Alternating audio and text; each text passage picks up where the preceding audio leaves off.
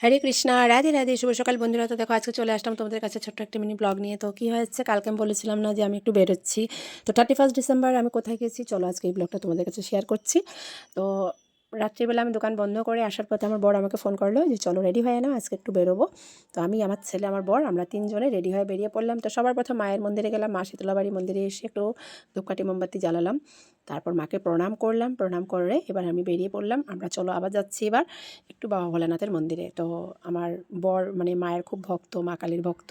তো এখানে এসে বাবা ভোলানাথকে একটু ধূপকাঠি মোমবাতি জ্বালানোর জন্য আমরা আবার ঠিক মাঝখানটা গাড়িটা রেখে তারপর আমরা বেরিয়ে পড়লাম। তো দেখো বাবা ভোলানাথের মন্দিরে চলে আসলাম। এই মন্দিরটা হচ্ছে কালীবাড়ি থেকে একটু ভিতর দিকে গেলেই মানে এই মন্দিরটা, রোডের সাইডে একটা মন্দির আছে, খুব সুন্দর এখানে বাবা ভোলানাথের মন্দির আছে। তো এখানে ধূপকাঠি মোমবাতি জ্বালিয়ে আমরা এখানটায় একটু পুজো করলাম।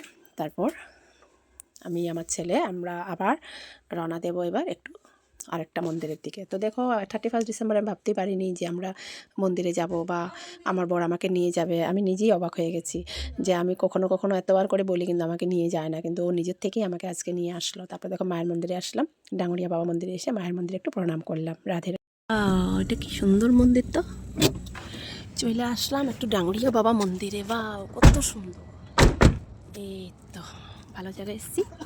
চলো এবার আমরা একটু যাই ভেতর দিকে।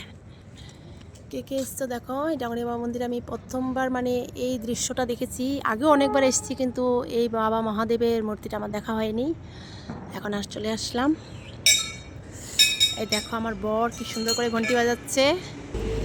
চলো চলো চলো যাই। বাহ, কি সুন্দর কি সুন্দর কি সুন্দর।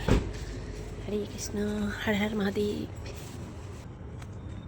তারপর দেখো আমার বর কি সুন্দর বসে পড়লো ধূপকাঠি মোমবাতি জ্বালানোর জন্য, আর আমিও পাশে গিয়ে বসলাম একটু ধূপকাঠি মোমবাতি জ্বালাবো।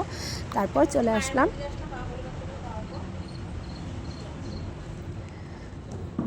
তো মাকে একটু আমি ধূপধুনা দেখালাম, দেখিয়ে রাত্রিবেলা আমরা মায়ের মন্দির থেকে আবার আমরা একটু বেরিয়ে। এবার আমি কি করলাম, আমি একটু আমার ছেলেকে নিয়ে আমার মন্দিরের চারিদিকটা একটু ভালো করে দেখছি। দেখো গাছের উপর দিকে বড় বড় ডালের মধ্যে অনেকগুলো ঝাঁকে ঝাঁকে কবুতর বসে আছে, এই কবুতরগুলোকে একটু দেখছি। আর আমার বর দেখো মাকে পুজো দিচ্ছে। তারপর আমরা পুজো টুজো শেষ করে এবার আমরা বাড়ির দিকে রওনা দিলাম। বাড়িতে চলে আসলাম, এসেই দেখো আমার বর যে আমার জন্য মানে কেক এনেছিল, আমি জানি না, তো আমাকে সারপ্রাইজ দিল, বললো দেখো তোমার জন্য কি এনেছি। তো আমি বাক্স খুলে দেখি কত সুন্দর একটা কেক নিয়ে আসলো। তো এই কেকটাকে আমি আর আমার বর একসাথে বসে, দেখো ওকে দেখা যাচ্ছে না কারণ ও ক্যামেরার সামনে আসতে একদম লজ্জা পায়, তাই আমি একা একাই রাত্রিবেলা কেকটাকে 2 পিস করে কেটে নিলাম। আর গপুকে ভাবছিলাম দেবো, কিন্তু গপুকে দেওয়া যাবে না কারণ গপু ঘুমিয়ে পড়েছে, তার জন্য আমাদের দুজনের জন্য 2টা কেক কেটে নিলাম।